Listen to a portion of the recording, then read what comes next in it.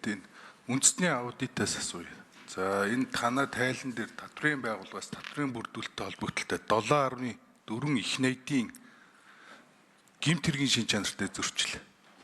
Нийт татврын орлогын 26.7%-ийг тэнцэж гэнэ гэж байгаа юм. Тэгээ үүнтэй яг адилхан асуудал болохоор нийгмийн даатгалын шимтгэлийн сан дээр байдаг. Нөгөө банкнууд тавиад алдсан. Тэгэхээр аудит энэ асуудлуудын хойноос яаж үр дүн хариуцлага тооцох асуудлуудыг шийддэг вэ? Энэ одоо олон жил болж штэ. За сангийн сайдаас асууя. За цомгтголт хийж байна, төсвийн цомгтгол хийж байна. Орлого буурсан, гадаад нөхцөл байдал хүнд бүгдээрээ мэдж байгаа. Тэгээ үүнийхээ одоо энэ 7.4 их найдын зөрчил, нийгмийн даатгалын сангийн 270 орчим тэрбум төгрөгийн асуудал. За үүнийхээ зөрүү алдагдал нөхцөлийг та нар хаанаас нөхөд ийн вэхээр шударгаар татвараа төлж байгаа иргэд аж ахуй нэгжээс дан саадаг, торгуул тавьдаг, акт үлддэг. Тэр хүмүүстэрээ торгуул тавьж ийн төсвийн алдагдлыг нөхөх орлого хийж байна. За одоо орж ирж байгаа 9% буюу төрийн албан хаагчдын цомгтгол хийж байгаа. За түн дээр нь тусгай мэрэгжлийн цол зэргийн мэрэгчсэн хүмүүсийнхаа нэмэгдлийг бас таньж орж ирж байгаа. Энэ улсад ч одоо онцгой байдлын албан хаагч төрийн тусгай албаны өндөр мэрэгчсэн хүмүүсийг маш бага цалингаар тэр нэмэгдлэр л барьж байгаа шүү дээ. Тэгээ тэр нэмэгдлийг байхгүй болчих юм бол энэ төрийн албан хаагчд яаж ажиллах юм? Тэгээ энэ юм олон мөнгө алга болж байгаа төсвийн хулгайхаа шийтгэлийг ард иргэдээсээ аж ахуй нэгжээсээ төрийн албан хаагчдаас шийтгэж энэ төсвийн алдагдлыг зохицуулаад шүү дээ. Энэ дээр одоо ямар арга хэмжээ авах юм бэ? Одоо энэ нийгмийн даатгалын сангийн асуудлууд 40 жил яригдчихэв. Тэгээ энэ өнөөдөр ингээд бас амар том тоо. Энэ одоо 24 оны төсвийн гүйцэтгэлийн аудитын дүн дээр 7.4 их найд. Нийт татврын орлогын 26.7%. Тэгээ эний чинь зүгээр бид нар ард иргэд аж ахуй нэгжүүд шудрах шүү. Ихэнх нь бас татвар төлөхгүй байгаа. Тэгээ төрийн албан хаагчдтайгаа цомгтоод эсвэл механикаар цомгтоод тэгсэн мөртлөө хяналтын менежер, бүтээмжийн менежер гэдэг дарга нарыгаа нэмсэн. Энийг хизээ болох юм бэ?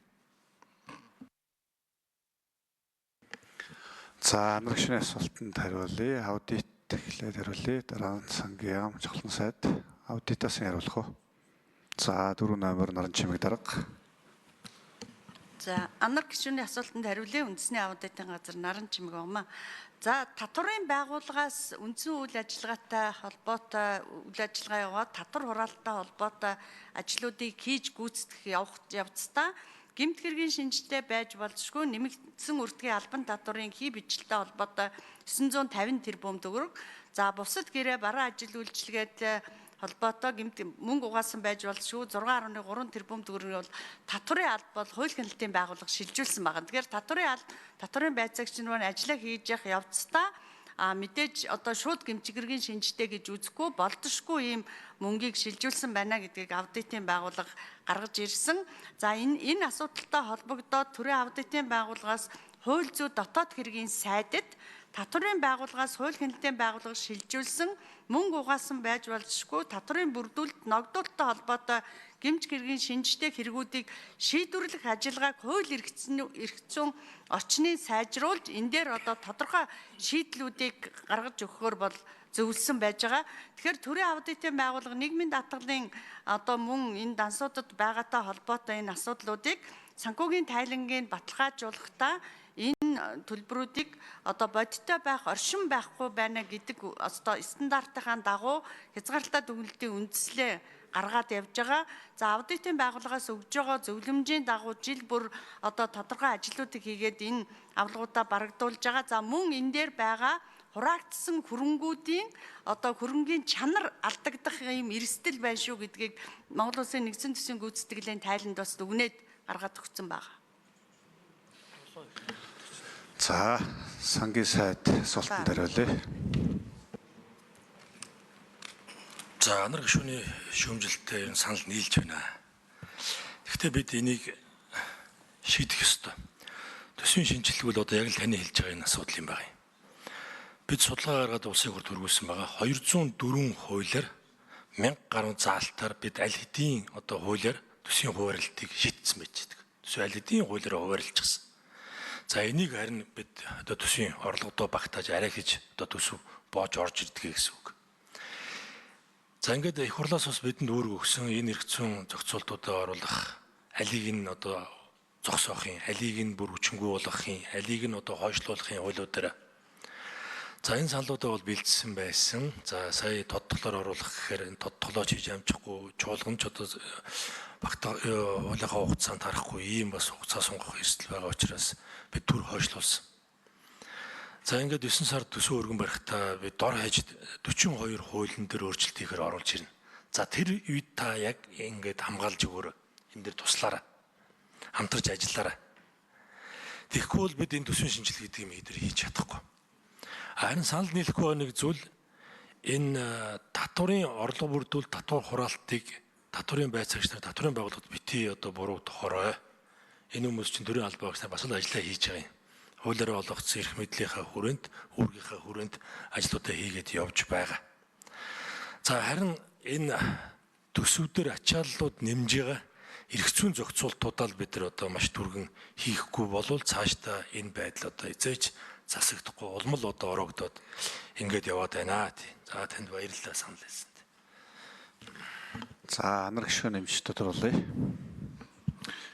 Жавхлан сайдаа энэ аудитаас дахиад тодруулъя. Энэ Капитал банк, Чингис хаан банк та хэлж ийн хууль хүчний байгууллагад өгөөд асуудал шийдэж. Өнгөрсөн хугацаанд нийт өрийн 207 тэрбумын өрийн 22% буюу 47 тэрбумын өр авлагыг барагдуулсан.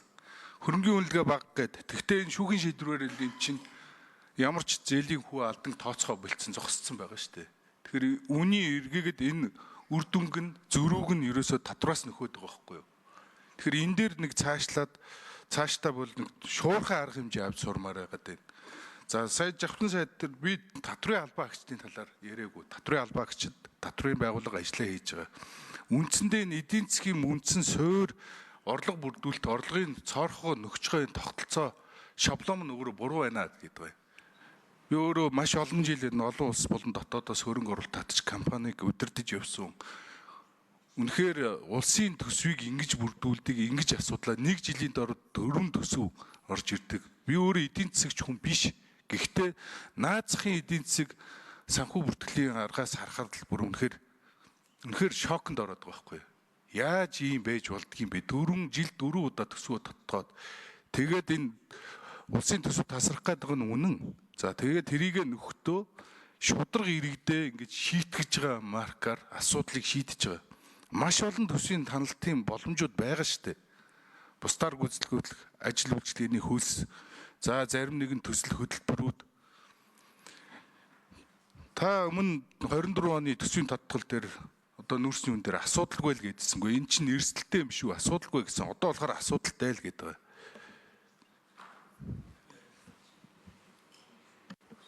За аудит 4 номер дараа сангийн сайд.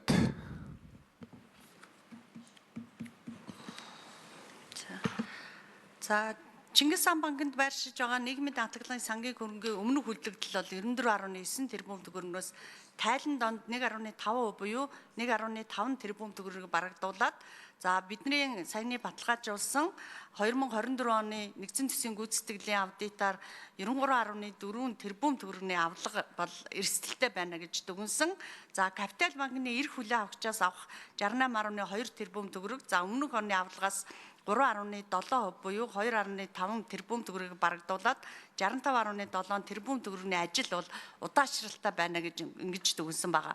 Тэгэхээр төрийн аудитын байгууллагын хуулинд заагдсан бидний эрх хэмжээ бол өмнөх аудитаар өгсөн зөвлөмж хэрэгжихгүй бол албан шаардлага өгнө. Албан шаардлага хэрэгжихгүй бол хариуцлага тооцох албан шаардлагыг томилдог эрх бүхий албан тушаалтнууд нь өгдөг ийм хуулийн зохицуулалттай үгүй бол төлбөрийн акт тогтооно. Тэгэхээр энэ дээр манай байгууллага Гүцэж ярилцгаа. За наран чимэг дарга 4 номер. барагдуулалт удаашралтай байгаа учраас бид хариуцлага тооцох албан шаардлагыг өгөхөөр яг энэ банкудтай холбоотой асуудлыг хариуцдаг хүмүүс маань бас жил болгон ерөнхийдөө солигдоод явж байгаа. Тийм учраас бид нар авлагыг барагдуулах зөвлөмжөө тодорхой болгохын тулд хувь тавьж өгж байгаа. За энэ жил ямар ч байсан 20% та нар заашгүй барагдуулаа. Дараа жил 20 гэдэг юм ингээ боломжит хувилбарыг тооцоолж жагаад ингэж энэ одоо албан шаардлагынуудыг өгөөд ажиллаж байгаа. За эрх хүлээ авагч гэдэг одоо энэ албан тушаалтанд бол төрийн аудитын байгууллагаас хариуцлага тооцох албан шаардлага өгөх одоо эрх зүйн зохицуулалт байхгүй байна. За сангийн сайд ханар гишүүний асуултанд хариулъя. Анар гишүүний 24 25 оны төсвийг тусад нь харж үзэх хэрэгтэй шүү. 25 оны төсвдөр одоо эхний нэг удаа л одоо тодтол хийж байна. 24 оны төсвөдөө тодтол хийсэн ч 24 оны гүйцэтгэлийг одоо ярьж энэ гүйцэтгэл нь сайжирч гарсан байгаа төсвийн тэнцэл нь. За энэ удаа одоо яа харахгүй биднээс шалтгаалгүй гадаад нөхцөл байдал сууж манай гол түүхийдүүдийн өндөр савлгаа үүсэж байгаа. За бидэд одоо хөгжиж байгаа орны хувьд за дээрэс нь одоо уулуурхай эдийн засгтай улс орны хувьд бол иймэрхүү эрсдэл бол бидэнд энэ сүүлийн жилүүдэд байнга тулгарч байна. Орлого өсөлттэй үед тэнцлүүд сайжирч гарсан 22 23 онд. За тэр цаг хугацааг бас харах хэрэгтэй. Тэр үед одоо тодтоход нэмээд зараагүй шүү дээ. За одоо яалтч байхгүй ингээд орлого эн чинь 30-40%-аар ингэж буурж байгаа учраас бид одоо яа харахгүй энэ нөхцөл байдалтайгаа уялдаж тодтол хийхөөсөр арга байхгүй. Жилийн төсөв 4 удаа тодтол хийж байгаа гэж ингэж зүг чиггүй баримжаагүй ярмааргүй байна. 24 оны гүйцэтгэлээ ярьж энэ чинь тусдаа төсөв. Одоо бид 25 оны төсөвдөр тодтол хийж байна.